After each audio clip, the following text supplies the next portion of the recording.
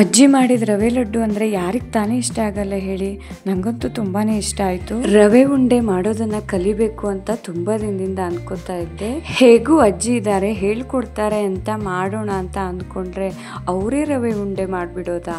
But taste ಅಂತೂ ತುಂಬಾ ರುಚಿಯಾಗಿತ್ತು. ಅರೆ ಇಷ್ಟು ಈಸಿನಾ ರೆಸಿಪಿ ಅಂತ ಅನ್ನಿಸ್ತು. Hi hello everyone, welcome to Hegde's corner. ಎಲ್ಲರೂ ಚೆನ್ನಾಗಿದ್ದೀರಾ ಅಂತ ಅನ್ಕೋತೀನಿ. ನಾನಿವತ್ತು ನಿಮಗೆ ತುಂಬಾ ಟೇಸ್ಟಿ ಹಾಗೂ ಡಿಲಿಷಿಯಸ್ ಆದ ಬಟ್ ತುಂಬಾ ಸುಲಭದಲ್ಲಿ ಮಾಡಬಹುದಾದ ರವೆ ಉಂಡೆನ ಹೇಗೆ ಮಾಡೋದು ಅಂತ ತೋರಿಸ್ತೀನಿ. ಸೊ ವಿಡಿಯೋನ ಎಲ್ಲೂ ಸ್ಕಿಪ್ ಮಾಡದೆ ಕೊನೆ ತನಕ ನೋಡಿ. ಹಾಗೇನೆ ನಮ್ಮ ಚಾನೆಲ್ನ ಯಾರಾದ್ರೂ ಫಸ್ಟ್ ಟೈಮ್ ನೋಡ್ತಿದ್ರೆ ದಯವಿಟ್ಟು ಸಬ್ಸ್ಕ್ರೈಬ್ ಮಾಡ್ಕೊಳ್ಳಿ. ಮೊದಲಿಗೆ ನಾನು ಒಂದು ದೊಡ್ಡ ಬೌಲಲ್ಲಿ 1 ಬೌಲ್ ಆಗುವಷ್ಟು ಚಿರೋಟಿ ರವೆನ ತಗೋತಾ ಇದ್ದೀನಿ. ಪಿಟ್ ರವದಲ್ಲೂ ಕೂಡ ಮಾಡಬಹುದು, ಬಟ್ ಅಜ್ಜಿ ಚಿರೋಟಿ ರವಾನ ಯೂಸ್ ಮಾಡಿದ್ರೆ ತುಂಬಾನೇ ಟೇಸ್ಟಿ ಆಗತ್ತೆ ಅಂದ್ರು.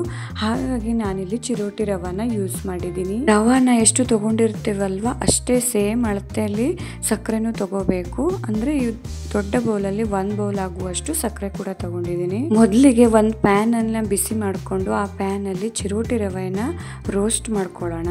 ರವಾನ ರೋಸ್ಟ್ ಮಾಡೋದಕ್ಕೆ ಸ್ವಲ್ಪ ಟೈಮ್ ಹಿಡಿಯುತ್ತೆ. ಚೆನ್ನಾಗಿ ರೋಸ್ಟ್ ಆಗಬೇಕು. ಅದು ಸಣ್ಣ ಉರಿಲಿನೇ ಅದನ್ನ ಚೆನ್ನಾಗಿ ರೋಸ್ಟ್ ಮಾಡಬೇಕು. ರವಾನ ರೋಸ್ಟ್ ಮಾಡೋದಕ್ಕೆ ಇಟ್ಕೊಂಡ್ಬಿಟ್ಟು ಇನ್ನೊಂದು ಕಡೆ ಮತ್ತೊಂದು ಪಾತ್ರೆಯಲ್ಲಿ ಅಳತೆ ಮಾಡಿ ಇಟ್ಕೊಂಡಿರುವ ಸಕ್ಕರೆನ ಹಾಕ್ತಾ ಇದ್ದೀನಿ. ಇವಾಗ ಸಕ್ಕರೆ ಪಾಕ ಮಾಡೋದಕ್ಕೆ ಇದಕ್ಕೆ ನೀರ್ ಹಾಕ್ಬೇಕು. ಜಾಸ್ತಿ ಏನು ನೀರ್ ಹಾಕೋದ್ ಬೇಡ, ಜಸ್ಟ್ ಸಕ್ಕರೆ ಮುಳುಗುವಷ್ಟು ನೀರ್ ಹಾಕಿದ್ರೆ ಸಾಕು. ನೋಡಿ ಈ ತರ ನೋಡ್ಕೊಂಡು ಸ್ವಲ್ಪನೇ ಸಕ್ಕರೆಗೆ ನೀರನ್ನ ಹಾಕ್ಬೇಕು. ಆಮೇಲೆ ಸಕ್ಕರೆ ಚೆನ್ನಾಗಿ ಕರಗೋ ತರ ಮಿಕ್ಸ್ ಮಾಡಬೇಕು. ಇವಾಗ ಇದನ್ನ ಇನ್ನೊಂದು ಸ್ಟೋವಲ್ಲಿ ಸಕ್ಕರೆ ಪಾಕ ಮಾಡೋದಕ್ಕೆ ಇಟ್ಕೊಳ್ಳೋಣ. ಒಂದ್ ಕಡೆ ರವೆನ ಚೆನ್ನಾಗಿ ರೋಸ್ಟ್ ಮಾಡಬೇಕು, ಇನ್ನೊಂದ್ ಕಡೆ ಸಕ್ಕರೆ ಪಾಕ ಬರೋದಕ್ಕೆ ಇಟ್ಕೊಂಡಿರ್ಬೇಕು. ಸಕ್ಕರೆ ಮೆಲ್ಟ್ ಆಗಿ ಕುದಿಯೋದಕ್ಕೆ ಸ್ಟಾರ್ಟ್ ಆಗುತ್ತೆ. ಸಕ್ಕರೆ ಪಾಕ ಬರೋದಕ್ಕೆ ಸ್ವಲ್ಪ ಟೈಮ್ ತಗೊಳತ್ತಲ್ಲ, ಸೊ ಹಾಗೇನೆ ಕುದಿಯೋದಕ್ಕೆ ಬಿಡ್ಬೇಕು. ಈ ಕಡೆ ಇವಾಗ ರೋಸ್ಟ್ ಮಾಡ್ತಾ ಇರೋ ರವೆಗೆ ಒಂದು 5ರಿಂದ 6 ಚಮಚ ಆಗುವಷ್ಟು ತುಪ್ಪನ ಆಡ್ ಮಾಡ್ತಾ ಇದ್ದೀನಿ. ರವನ ಇವಾಗ ಗೋಲ್ಡನ್ ಕಲರ್ ಬರೋ ತನಕ ಚೆನ್ನಾಗಿ ರೋಸ್ಟ್ ಮಾಡಬೇಕು. ಆದಷ್ಟು ಮೀಡಿಯಮ್ ಇಲ್ಲ ಸಣ್ಣ ಉರಿಲಿನೇ ರೋಸ್ಟ್ ಮಾಡಬೇಕು, ಇಲ್ಲ ಅಂದರೆ ತಳ ಹಿಡಿದ್ಬಿಡತ್ತೆ.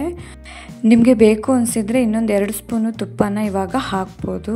ಇಲ್ಲಾಂದರೆ ಮೊದಲು ಹಾಕಿರ್ತೀವಲ್ವ ಅಷ್ಟೇ ಸಾಕಾಗತ್ತೆ. ಇದು ಆಪ್ಷನಲ್ಲು. ತುಪ್ಪ ಜಾಸ್ತಿ ಹಾಕಿದರೆ ಚೆನ್ನಾಗಿ ಫ್ಲೇವರ್ ಬರುತ್ತೆ, ಟೇಸ್ಟ್ ಕೂಡ ಚೆನ್ನಾಗಾಗುತ್ತೆ.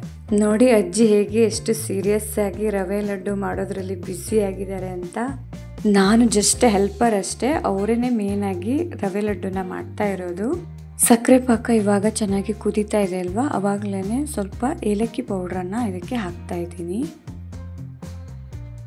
ಒಂದು 15 ನಿಮಿಷ ಚೆನ್ನಾಗಿ ರವೆನ ರೋಸ್ಟ್ ಮಾಡಬೇಕು, ಇಲ್ಲಾಂದರೆ ಲಡ್ಡು ಟೇಸ್ಟ್ ಬರಲ್ಲ. ಆ್ಯಕ್ಚುಲಿ ರವೆನ ಜಾಸ್ತಿ ರೋಸ್ಟ್ ಮಾಡಿದ್ರೂ ಚೆನ್ನಾಗಾಗಲ್ಲ, ಕಡಿಮೆ ರೋಸ್ಟ್ ಮಾಡಿದ್ರೂ ಚೆನ್ನಾಗಾಗಲ್ಲ, ಹಾಗಂತ ಅಜ್ಜಿ ಹೇಳಿದ್ದು. ಸಕ್ಕರೆ ಕೂಡ ಇವಾಗ ಪಾಕ ಬರೋಕ್ಕೆ ಸ್ಟಾರ್ಟ್ ಆಗಿದೆ. ಒಂದೇಳೆ ಸಕ್ಕರೆ ಪಾಕ ಬಂದರೆ ಸಾಕು. ಸಕ್ಕರೆ ಪಾಕ ಕರೆಕ್ಟಾಗಿ ಬಂದರೆ ಲಡ್ಡು ಕೂಡ ಸೂಪರ್ ಆಗಿ ಆಗುತ್ತೆ. ಸಕ್ಕರೆ ಪಾಕ ಬಂದಿದೆಯೋ ಅಂತ ಚೆಕ್ ಮಾಡೋಕ್ಕೆ ಒಂದು ಬೌಲಲ್ಲಿ ಈ ಥರ ನೀರು ಹಾಕ್ಕೊಂಡ್ಬಿಟ್ಟು ಅದರಲ್ಲಿ ಸಕ್ಕರೆ ಪಾಕನ ಹಾಕಿದರೆ ಅದು ಕೆಳಗಡೆ ಹೋಗಿ ಸ್ಟಿಕ್ ಆಗಬೇಕು. ಅದೆಲ್ಲ ಕಡೆ ನೀರಲ್ಲಿ ಸ್ಪ್ರೆಡ್ ಆದರೆ ಇನ್ನೂ ಪಾಕ ಬಂದಿಲ್ಲ ಅಂತ. ನೋಡಿ ಇವಾಗ ಇಲ್ಲಿ ಎಲ್ಲ ಕಡೆ ಸ್ಪ್ರೆಡ್ ಆಗಿದೆ, ಸೊ ಇನ್ನೊಂದು ಸ್ವಲ್ಪ ಆದರೆ ಪಾಕ ಬರುತ್ತೆ. ರವೆ ಇವಾಗ ಚೆನ್ನಾಗಿ ರೋಸ್ಟ್ ಆಗಿ ಘಮ್ ಅಂತ ಇದೆ. ಇಷ್ಟಾದರೆ ಸಾಕು. ಇಷ್ಟು ಫ್ರೈ ಆದಮೇಲೆ ಅದನ್ನು ಕೆಳಗಡೆ ಇಳಿಸ್ಕೊಂಡು ಬಿಡ್ತೀನಿ, ಇಲ್ಲಾಂದರೆ ಅದು ಅಡಿ ಹಿಡಿಯುತ್ತೆ. ನೋಡಿ ಅಜ್ಜಿ ಇಲ್ಲಿ ಏನೇನೋ ಟ್ರಿಕ್ಕನ್ನು ಯೂಸ್ ಮಾಡಿ ಸಕ್ಕರೆ ಪಾಕ ಕರೆಕ್ಟಾಗಿ ಬಂದಿದೆಯೋ ಇಲ್ಲೋ ಅಂತ ಚೆಕ್ ಮಾಡ್ತಾ ಇದ್ದಾರೆ. ಇವಾಗ ಸಕ್ಕರೆ ಪಾಕ ಬಂದಿದೆ ಅಂತೆ, ಗ್ಯಾಸನ್ನು ಆಫ್ ಮಾಡಿಬಿಡೋಣ. ಈ ಹದಕ್ಕೆ ಬರಬೇಕು. ಗ್ಯಾಸ್ ಆಫ್ ಮಾಡ್ಕೊಂಡ್ಬಿಟ್ಟು ಇವಾಗ ಈ ಸಕ್ಕರೆ ಪಾಕಕ್ಕೆ ಹುರಿದಿಟ್ಕೊಂಡಿರೋ ರವೆನ ಆ್ಯಡ್ ಮಾಡಬೇಕು. ಆ್ಯಡ್ ಮಾಡುವಾಗ ಹಾಗೇ ಮಿಕ್ಸ್ ಕೂಡ ಮಾಡಬೇಕು. ಅದೆಲ್ಲೂ ಗಂಟಾಗದೇ ಇರೋ ಥರ ಮಿಕ್ಸ್ ಮಾಡಬೇಕು. ರವೆನ ಆ್ಯಡ್ ಮಾಡಿ ಈ ಥರ ಮಿಕ್ಸ್ ಮಾಡಿದ ತಕ್ಷಣ ಅದು ಗಟ್ಟಿ ಆಗ್ತಾ ಬರುತ್ತೆ. ಅದನ್ನು ಹಾಗೆ ತಣ್ಣಗಾಗೋಕ್ಕೆ ಬಿಡಬೇಕು. ಬಿಸಿ ಇರುವಾಗ ತುಂಬ ತೆಳ್ಳಗೆ ಕಾಣಿಸುತ್ತೆ, ಬಟ್ ತಣ್ಣಗಾದ್ಮೇಲೆ ಅದು ಗಟ್ಟಿ ಆಗ್ತಾ ಬರುತ್ತೆ.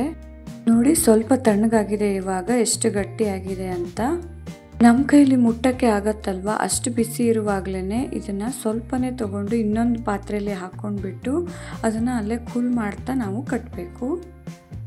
ಸ್ವಲ್ಪ ಬಿಸಿ ಬಿಸಿ ಇರುವಾಗಲೇ ಈ ಥರ ಲಡ್ಡುನ ಕಟ್ಟಬೇಕು.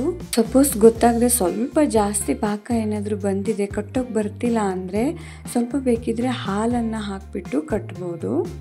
ನೋಡಿ ಇದು ಚೆನ್ನಾಗಿ ಕಟ್ಟೋದಕ್ಕೆ ಬರ್ತಾ ಇದೆ. ಇವಾಗ ಕಷ್ಟ ಏನೂ ಇಲ್ಲ, ತುಂಬಾನೇ ಈಸಿಯಾಗಿ ಕಟ್ಟೋದಕ್ಕೆ ಕೂಡ ಬರುತ್ತೆ. ನೋಡಿ ಎಷ್ಟು ಚೆನ್ನಾಗಿ ಬಂದಿದೆ ಅಂತ. ಏನೇ ತುಂಬಾ ಕಡಿಮೆ ಇಂಗ್ರೀಡಿಯೆಂಟ್ಸ್ ಸಾಕಾಗತ್ತೆ ಇದಕ್ಕೆ. ಬಾಯಲ್ಲಿಟ್ಟರೆ ಕರಗೋಗುತ್ತೆ, ಅಷ್ಟೊಂದು ಚೆನ್ನಾಗಿದೆ ಈ ರವೆ ಲಡ್ಡು. ಸೊ ಅಜ್ಜಿ ಮಾಡಿದ ರವೆ ಲಡ್ಡು ರೆಸಿಪಿ ನಿಮಗೆ ಇಷ್ಟ ಆದರೆ ವಿಡಿಯೋನ ಲೈಕ್ ಮಾಡಿ, ಶೇರ್ ಮಾಡಿ ಮತ್ತೆ ಸಬ್ಸ್ಕ್ರೈಬ್ ಮಾಡಿ. Thank you for watching the video. Okay bye, ಮತ್ತೆ ಬರ್ತೀನಿ ಇನ್ನೊಂದು ರೆಸಿಪಿ ಜೊತೆ.